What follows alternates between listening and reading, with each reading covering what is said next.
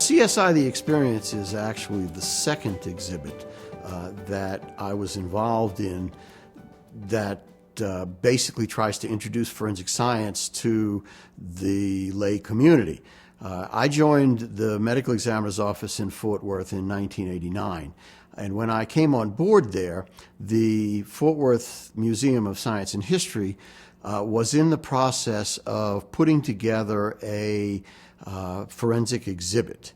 They had already contacted one or two of the people in the medical examiner's office about participating in it, and in fact that's how I got involved in it. Was shortly after I came on board there, one of the deputy medical examiners said, "Hey, they're doing this exhibit over there at the museum, and you might be pretty good to help them out. Would you be interested?" And I said, "Of course, I'd love to do that."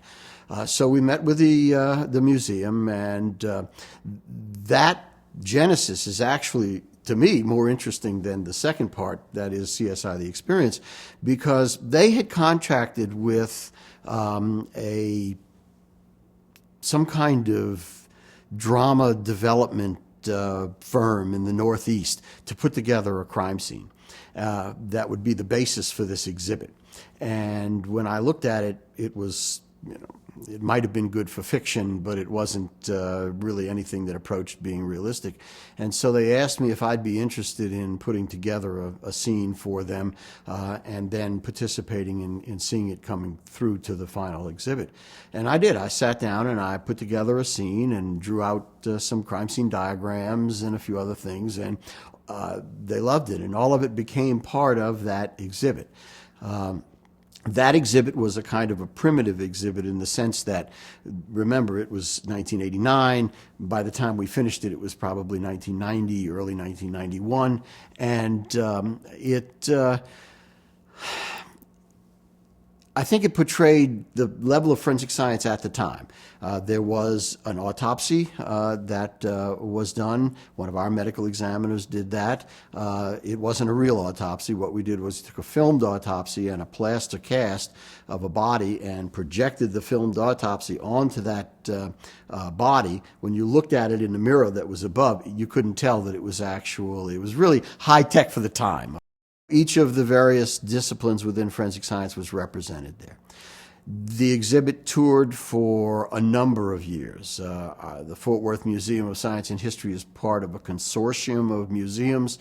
I think there are 8 of them, and each of them does an exhibit in turn, and then it rotates to all of those museums, and then it went out to the general public, and it was, as I said, for several years. And in fact, that exhibit, Whodunit it was called, is still on permanent exhibition in Oklahoma City, at the museum in Oklahoma City. So it came around again to their turn, and they said, well, let's update this and make it more modern and see if we can't, give it some more pizzazz. And they asked me at that time, if I'd be interested in participating. And I said, yeah, I think I would. So we had a luncheon meeting. And the vice president of the museum and several other people were there, and they mentioned CBS. And they mentioned CSI, the show. And I said, well, I'm not sure I want to really be involved in that. I've seen bits and pieces of CSI, and it really doesn't portray forensic science the way I think it should be portrayed. Charlie Walter, who was the vice president of the museum at the time, says to me, well, that's exactly why we want you. We want you there so that you can keep it real. Well, I knew that I was being taken advantage of, I guess, or, used a little bit. But I said, okay, fine, I'll do it. And in fact, that's exactly what happened. As I was one of the technical advisors for the exhibit, we spent many months planning and putting together the exhibit, working with CBS. They were very, very easy to work with. They were as interested in making sure they got it right as we were. And out of it came the exhibit that's been now going around for a number of years. And it was quite an experience. I just enjoyed working with the museum. I enjoyed putting the exhibit together, worked with a whole bunch of really great people, and I think that the product is a very good product. I think that when you consider not just the exhibit, but the things that were sort of attached to the exhibit, I think it's very important because it does get out to the community some realities about what it is that we do in a crime laboratory and what crime scene investigators do.